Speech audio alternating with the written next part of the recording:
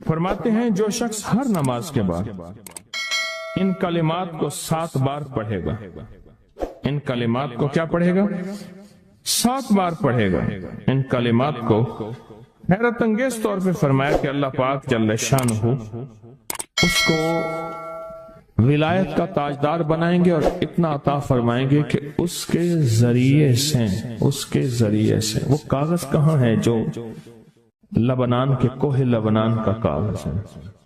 آپ حضرات نے مجھے کہا ہم وہ دیں گے، کوہ لبنان کا کاغذ جو یہ پڑھے گا اللہ اس کو اتنا عطا فرمائیں گے۔ آپ ذرا چھوٹے سا ایک لفظ کہہ رہا ہوں، جو یہ پڑھے گا اللہ اس کو اتنا عطا فرمائیں گے، اتنا عطا فرمائیں گے، اتنا عطا فرمائیں گے کہ اس کے ذریعے سے لوگوں کو روزی دیں گے، وہ ذریعہ بن جائے گا لوگوں کو روزی دلانے کا، وہ ذریعہ بن جائے گا لوگوں کو دولت اور رزق دلانے کا، وہ ذریعہ بن جائے گا لوگوں کو برکات اور ثمرات دلانے کا، وہ ذریعہ بن جائے گا اللہ اس کے ذریعے سے لوگوں کو رزق عطا فرمائیں گے۔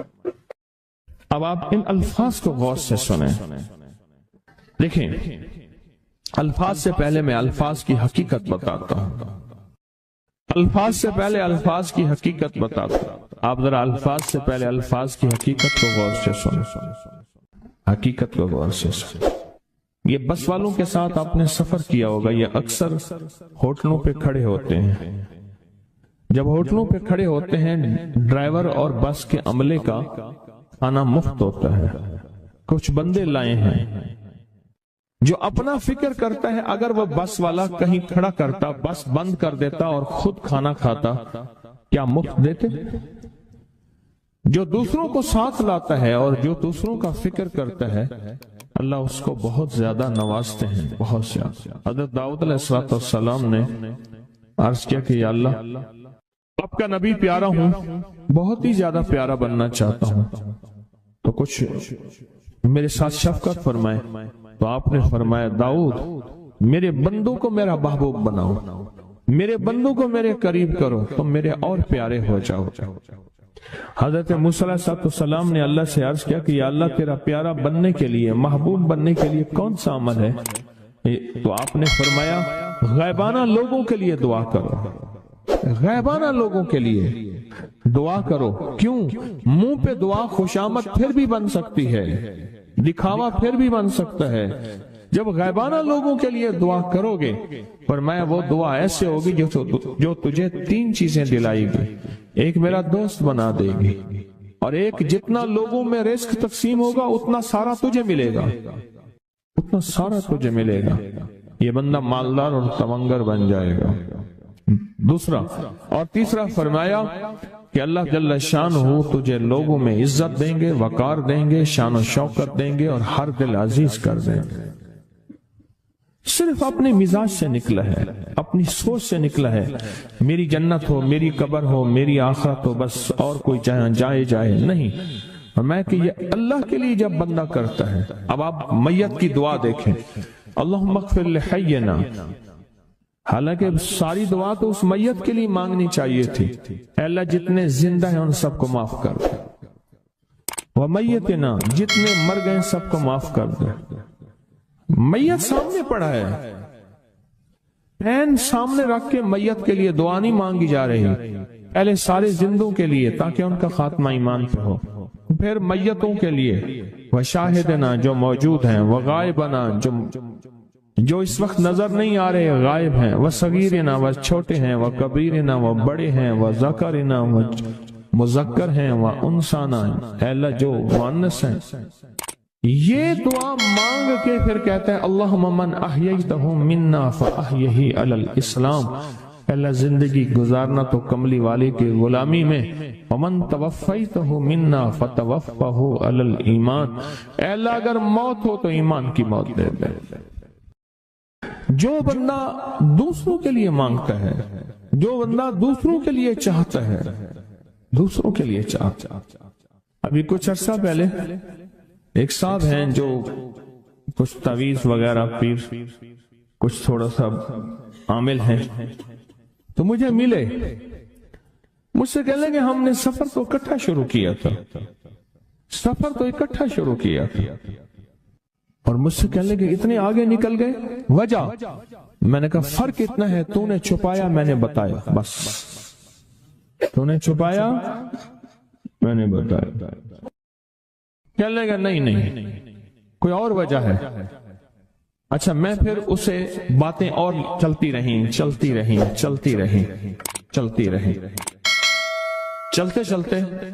میں نے اس سے میں نے کہا کہ سورۃ والضحیٰ کا عمل ہے تیرے پاس اور تو پڑھتا ہے کام ہو جاتا ہے۔ ہنس پڑا، ہاتھ پہ ہاتھ مارا، کہنے ہاں ہے۔ میں نے کہا وہ بتا دو۔ بتاؤں گا، میں نے کہا بتا دو، فائدہ ہو جائے گا مجھے بھی۔ اچھا وہ پہلی بات وہ بھول گیا۔ میں نے کہا تو چھپاتا ہے میں بتاتا ہوں۔ باتیں ہوتی رہیں لمبی باتوں کے بعد میں نے کہا سورۃ والضحیٰ کا عمل بتاؤ، نہیں بتایا۔ میں نے کہا تجھ میں اور مجھ میں فرق یہی ہے، میں سورۃ یہی والضحیٰ کا عمل، میں نے کہا یہی ہے جس کے کاف میں 9 بار یا کری۔ میں کہا پتا تو مجھ سے کیوں پوچھتا ہے؟ میں نے کہا تجھے یہ بتانا چاہتا تھا تو چھپاتا ہے میں بتاتا۔ تو مدد اس کے مطابق آتی ہے۔ اللہ کو اپنی مخلوق اپنے بندے پسند ہیں، جو اپنے بندوں کو اللہ کی بندوں کا راحت کو سوچتا ہے، جو اللہ کے بندوں کی اندر کے درد اور مشکلات اور مسائل کو سوچتا ہے، اللہ پہلے اس کا بھلا کر دیتا ہے۔ ہو بھلا کر بھلا، ہو بھلا سو بھلے کا بھلا، بھلا کر بھلے کی جگہ بھلا ہوگا۔ اب یہ جو دعا ہے، یہ جو دعا ہے جو میں آپ کو بتانے لگا ہوں، اب اس کے لفظوں پہ غور کریں۔ اللہم اغفر لامت محمد صلی اللہ علیہ وسلم۔ اے اللہ، اب حالانکہ آپ نے لیے پڑھ رہا ہے، اے اللہ ساری امت محمدیہ کو معاف کر دے۔ اللہم ارحم امت محمد، اے اللہ امت محمدیہ میں جتنے بھی ہیں سب پہ رحم فرما، رحمت فرما، مغفرت فرما۔ اللہم اصلح امت محمد، اے اللہ امت محمدیہ کی جتنے بھی مشکلات مسائل ہیں ان کی اصلاح کر دے، پریشانیاں دور کر دے۔ اللہم استر، اے اللہ ان کے پردے رکھ دے، امت محمدیہ کے پردے رکھ دے، امت محمدیہ کے پردے رکھ دے۔ اے اللہ کسی کے پردے نہ ہٹا، اے اللہ سب کی مغفرت فرما، اے اللہ پردے رکھ دے، پردے رکھ دے سب۔ اور اللہم اجبر،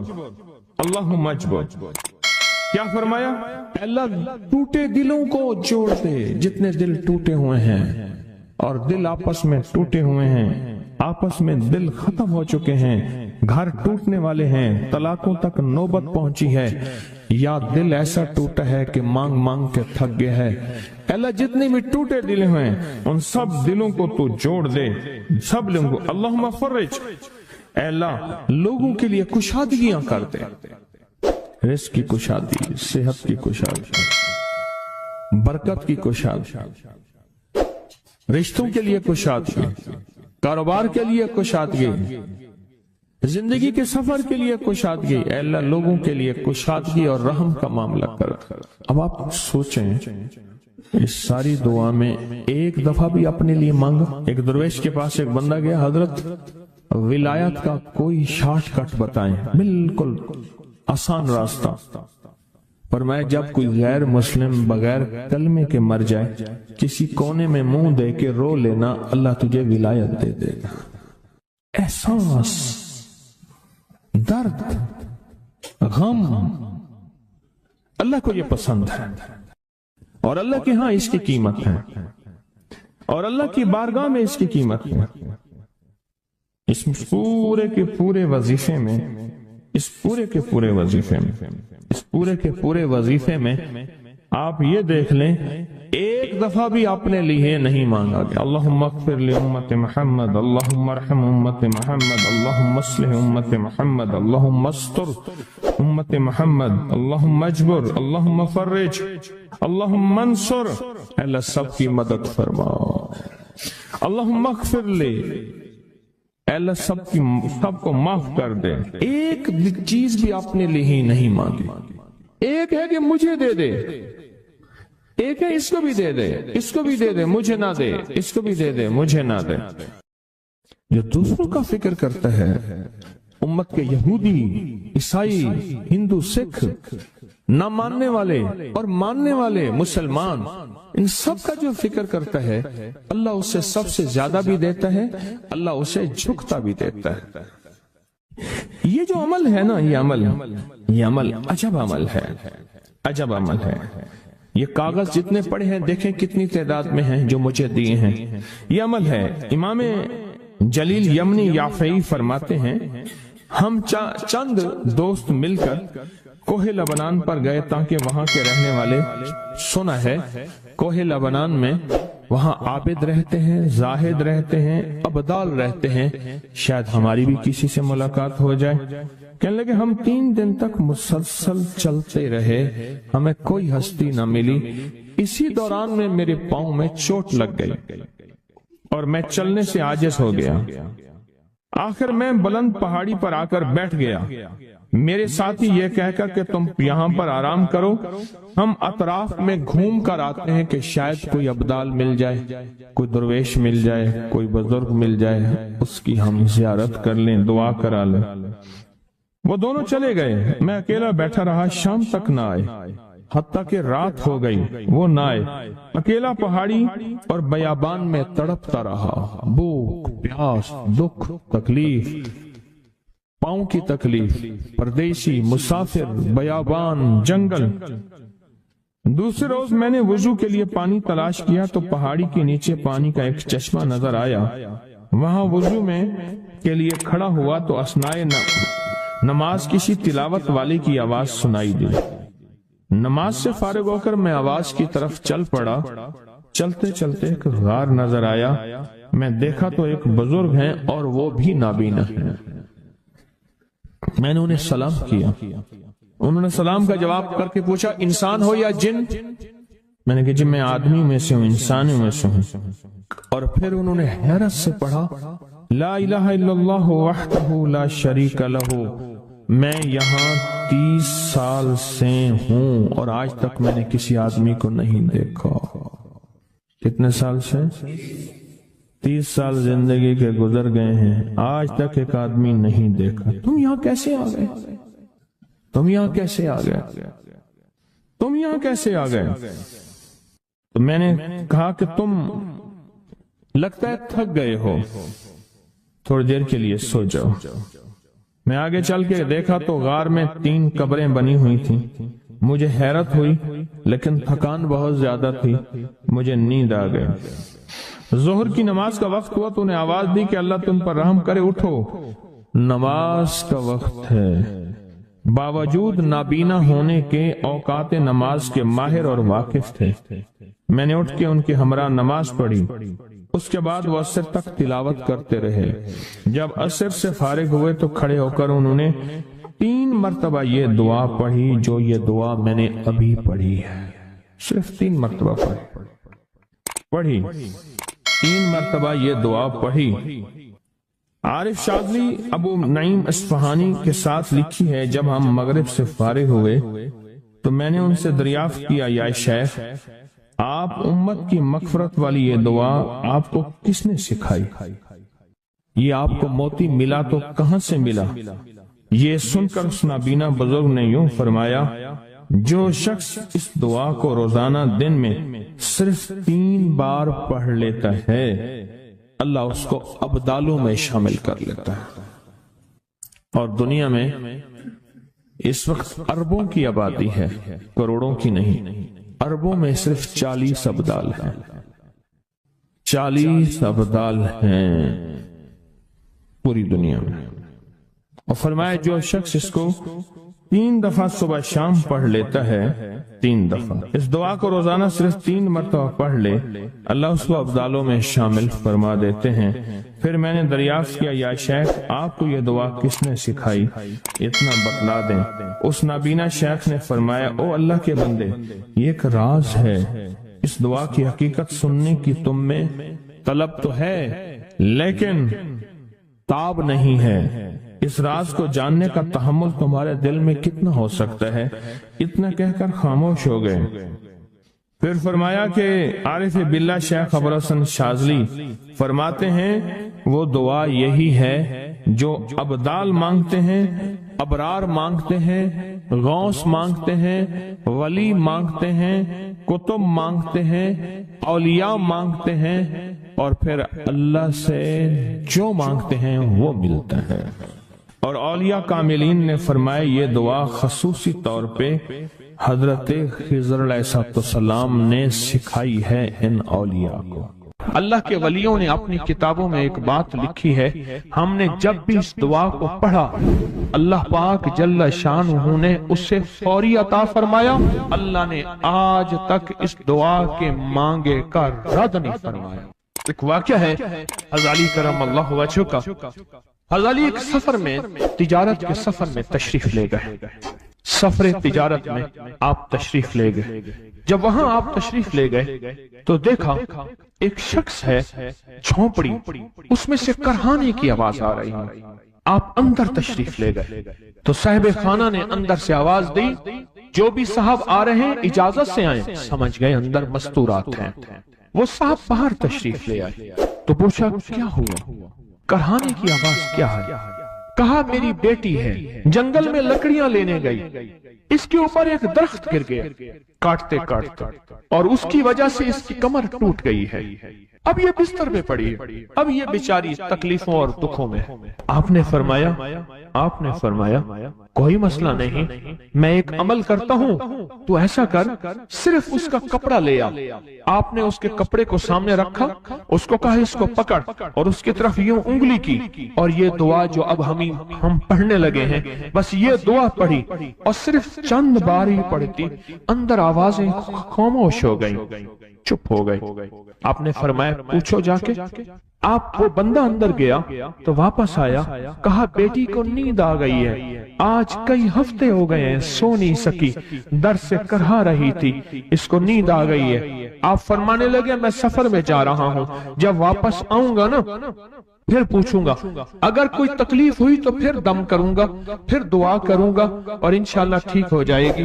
آپ چلے گئے، آگے تشریف لے گئے تو آپ کے ہم سفر تھے، ان کی سواریاں تھیں، ان میں سے ایک گھوڑا تھا جس گھوڑے کو ٹھوکر لگی، چوٹ لگی، اس کے اگلے پاؤں کی ہڈی گھٹنا باہر نکل گیا، وہ ایک طرف ہو کے بیٹھ گیا، اس کا گھوڑا چل نہیں سکتا تھا۔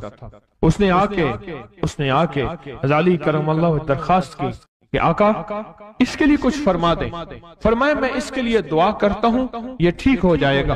اور آپ نے دعا پڑھنا شروع کر دی، اور فرمایا یہ اس کے ہاتھ پہ، اس کی ٹانگ پہ آپ نے ہاتھ پھیر دیا، جو معذور تھی، ٹوٹی ہوئی نکلیا ہوا گھٹنا تھا، فرمایا ٹھیک ہو گیا۔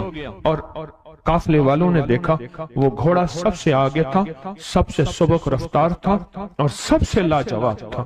آگے ایک جگہ تشریف لے گئے تو قافلے کو پیاس لگی، پانی کی ضرورت تھی، کنواں دیکھا تو کنواں خشک تھا۔ آپ نے فرمایا کوئی بات نہیں، یہ دعا پڑھی، اور دعا کو پڑھ کے اپنا لعاب کنویں میں ڈال دیا۔ فرمایا کنویں میں پانی کا ایک جوش اٹھا، اور پانی اٹھا اور منڈیر سے باہر نکلا، لوگ پینے لگے تو آپ نے روک دیا، فرمایا مت پیو، کنویں کا جو کھڑا کالا پانی ہے وہ نکل جائے، اور پھر شفاف پانی جب نکلا فرمایا یہ پانی پیو، مشکیزیں بھرو، سواریوں کو پلاؤ۔ قافلہ چلتا رہا، آگے تشریف لے گئے، آگے دیکھا تو کھانا ختم ہو گیا،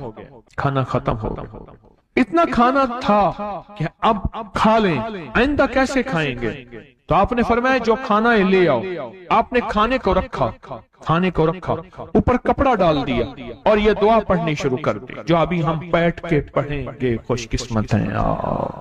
اور کپڑا ڈال کے فرمایا دعا فرمائی، یہ عمل فرمایا، یہ دعا پڑھی، اور اس کے بعد فرمایا دیکھو کھا لیا، اور فرمایا ہمارا 17 دن کا سفر تھا، اس 17 دن میں ہم نے کھایا، لوگوں کو کھلایا، جہاں لوگ آتے تھے ان کو بٹھاتے تھے، دسترخوان ہمارا تھا چند افراد کا، پھر سینکڑوں لوگوں نے کھایا۔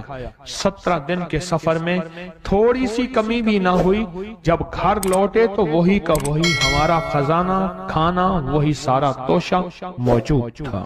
آگے تشریف لے گئے تو ایک تجارت میں ایک دیکھا تو ایک بندہ ہے ٹھیکریوں پہ ٹھیکریاں مار رہا ہے، آپ اس کی طرف تشریف لے گئے، آپ نے اس کو جا کے دیکھا، لگتا ہے کہ تو پرانا جواری ہے، اس نے کہا جوا کھیلتا تھا، سب کچھ ہار بیٹھا ہوں، ہر چیز زندگی ختم ہو گئی ہے۔ آپ نے فرمایا اچھا ایسا کر توبہ کی نیت کر لے، اللہ سے توبہ کر لے، اور پھر میں تیرے لیے دعا بھی کرتا ہوں، عمل بھی کرتا ہوں۔ تو ایسا کر، پتھر پہ پتھر مار، تیرا ہر پتھر سونے کا بنتا جائے گا۔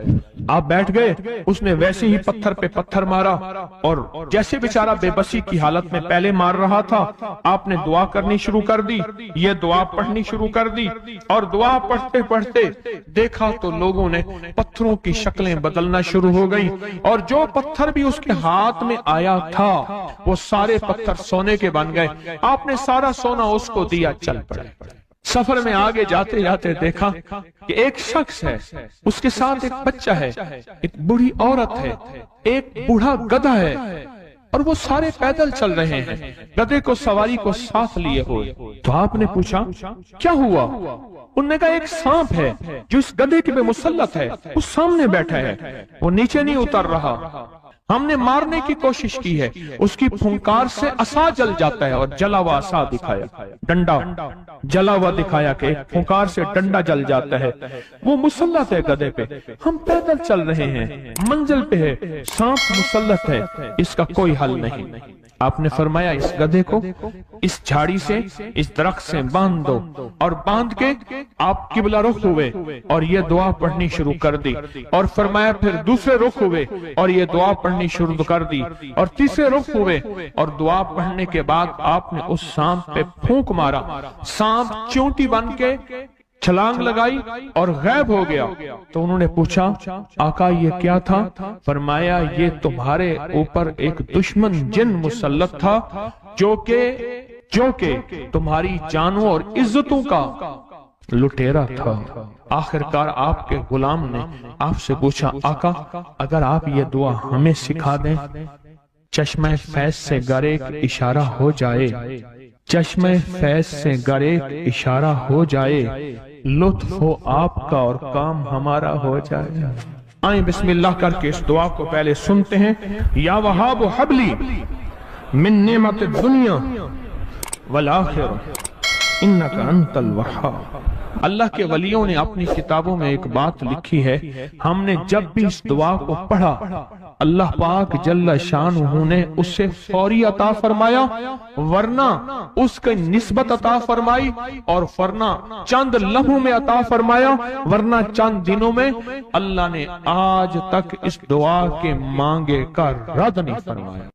میری ایک درخواست ہے سورۃ اخلاص 2 تسبیح زندگی کا معمول بنا لیں، اس کو تو کبھی نہ چھوڑیں۔ کیا خیال ہے؟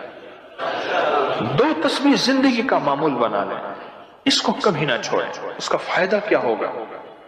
اس کے انوکھا فائدہ ہوگا۔ اللہ پاک نا نور کی برکت سے، اعمال کی برکت سے نسلوں میں نور اور خیر عطا فرماتے ہیں، پھر نسلوں میں وہ نور چلتا ہے، نسلوں میں وہ برکتیں چلتی ہیں، بعض اوقات دوسری نسل میں، بعض اوقات تیسری نسل میں، اور بعض اوقات اسی نسل میں۔ عرض کر رہا تھا کہ اپنی زندگی میں اس نور کی روشنی کو ساتھ لے کر چلے۔ 2 تسبیح سورۃ اخلاص کی تو زندگی میں نہ چھوڑیں۔ سفر میں جا رہے ہیں، حضر میں جا رہے ہیں، صحیح جا رہے ہیں، پیدل چلتے پڑھ لیں، گاڑی چلاتے پڑھ لیں، گاڑی میں بیٹھے پڑھ لیں، کہیں دفتر میں بیٹھ کے پڑھ لیں، مجبوراً وضو نہیں تو بھی پڑھ لیں، پر چھوڑے نہیں۔ کیوں؟ آپ کی زندگی میں اس کا نور نسلوں میں منتقل ہوگا، اور اس کا نور نسلوں میں جائے گا، اور نسلوں میں رزق، دولت، عزت کے اللہ دروازے کھول کے دکھائے گا۔ ایسا نور ملے گا آپ سوچ نہیں سکتے، ایسا نور ملے گا۔ کون سا مسلمان ہے جو کہتا ہے مجھے سورۃ قل ہو اللہ، سورۃ اخلاص نہیں آتی؟ ہر بندے کو آتی ہے۔ اگر کوئی کمزور علم رکھنے والا ہے تو تھوڑی سی محنت کرے، یاد کرے تو اس کو یاد ہو سکتا ہے، اس کو یاد ہو سکتا ہے۔ ایک میں آپ کو عجیب بات بتاؤں، شیخ ابوالحسن شاذلی رحمت اللہ علیہ، شاذلی سلسلہ، کہ جب تو اللہ سے خالص محبت کرنا چاہتا ہے اور چاہتا ہے کہ اللہ اس کے حبیب کی خالص محبت تیرے دل میں اتر جائے، اللہ اس کے حبیب کی خالص محبت تیرے دل میں اتر جائے، اور قیامت کے دن جب اعلان ہو وَامْتَازُوا الْيَوْمَ أَيُّهَا الْمُجْرِمُونَ، مجرم علیحدہ ہو جائیں، ہمارے دوست علیحدہ ہو جائیں، ولی علیحدہ ہو جائیں، بدکار علیحدہ ہو جائیں، تو اس وقت تو اللہ کے دوستوں کی لسٹ میں ہو تو ایک عمل کر لے۔ فرماتے ہیں وہ عمل ہے کہ سورۃ اخلاص کو اپنے دل کی دنیا میں جگہ دے دے۔ اللہ اکبر۔ شیخ ابوالحسن شاذلی رحمۃ اللہ علیہ فرماتے ہیں، اور فرمایا جو سورۃ اخلاص پڑھے گا وہ حالت ایمان سے دنیا سے رخصت ہوگا، حالت ایمان سے دنیا میں سے رخصت ہوگا اور ایمان کی آخری کیفیت میں رخصت ہوگا۔ اور ایک اللہ کے ولی نے اپنا مشاہدہ بیان کیا، میرے پاس لوگ آئے رزق کی تنگی میں مبتلا تھے، میرے پاس لوگ آئے بدحال ہو چکے تھے، میرے پاس ایسے لوگ آئے جن کی تنخواہیں بچتی نہیں تھیں، میرے پاس ایسے لوگ آئے جن کے گھر میں جھگڑے ناچاکیاں تھیں، اور میرے پاس ایسے لوگ آئے جن کی زندگیاں تنگ تھیں اور جو نیکی کرنا چاہتے تھے کر نہیں سکتے تھے، خیر میں آنا چاہتے تھے آ نہیں سکتے تھے، اور برائیاں ان کا راستہ چھوٹی نہیں تھی اور نیکی کے دروازے بند تھے۔ کہا میں نے ان سے کہا کہ 2 تسبیح سورۃ قل هو اللہ کی پڑھ لو۔ جب سے انہوں نے پڑھنا شروع کیا سورۃ قل هو اللہ ان کا ضامن بن گیا، اور سورۃ اخلاص ان کا سہارا بن گئی، اور سورۃ اخلاص ان کا ساتھی بن گئی، اور سورۃ اخلاص ان کا محافظ بن گئی، اور سورۃ اخلاص ان کا معاون بن گئی، اور سورۃ اخلاص ان کو زندگی میں لے کر چلنے والی روشنی بن گئی، اور ان سے سارے اندھیرے چھٹ گئے اور ساری ظلمتیں چھٹ گئیں، اور خیریں اور برکتیں ان کی چوکھٹوں ان کے دروں کو مالا مال کر